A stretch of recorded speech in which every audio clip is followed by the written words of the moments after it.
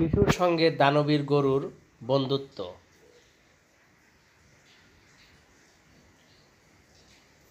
রশি হাতে নিয়ে হাঁটছে ৩ বছর বয়সী শিশু সুলাইমান।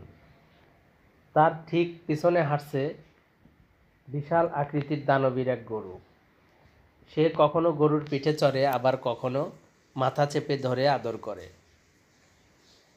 শিশুটির ডর ভয়ের জায়গার দূরত্ব আর দখলদারিত্ব দেখে চমকে যায় গ্রামের মানুষ। এমন চিত্র দেখা যায় ব্রাহ্মণবাড়িয়া সদর উপজেলার নরসিংদী ইউনিয়নের পরাগ গ্রামে।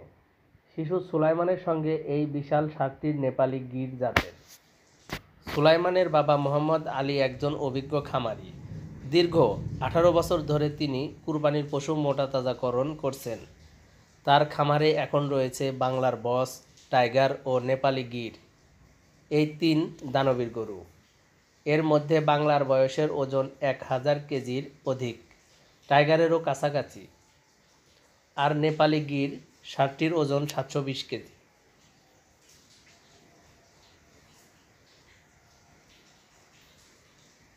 সম্প্রতি বিক্রি হয়ে যাওয়া রাজাবাবু নামের 1200 কেজির মহিষ ছিল এই খামারের অন্যতম আকর্ষণ।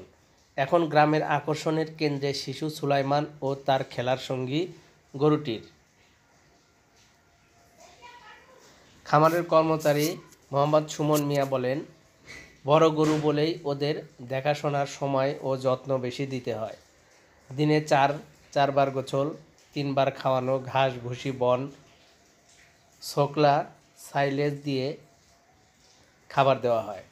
তিনি বলেন, খামারে ছিল 53টি পশু, যার মধ্যে 8টি বিক্রি হয়ে গেছে, বাকি গরুগুলো বিক্রির জন্য প্রস্তুত। মোহাম্মদ আলী বলেন, আমার গরুগুলো খুবই শান্ত স্বভাবের, প্রাকৃতিক উপায়ে মোটাতাজা করা হয়েছে, কোনো ইনজেকশন, স্টেরয়েড ব্যবহার করিনি।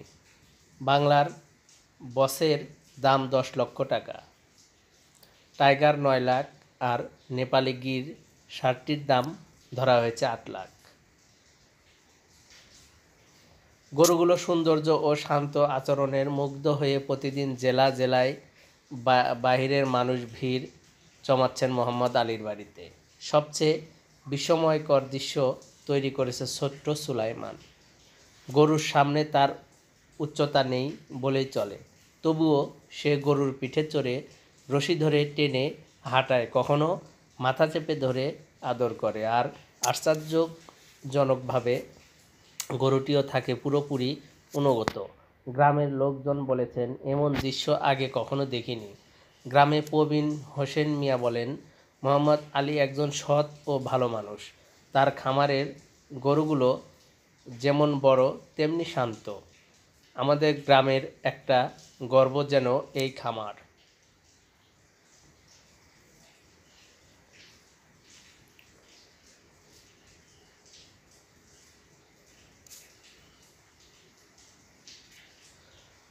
তো সবাইকে অসংখ্য ধন্যবাদ আমার এই ভিডিও দেখার জন্য। সবাই ভালো থাকবেন, সবাই সুস্থ থাকবেন। আসসালামু আলাইকুম।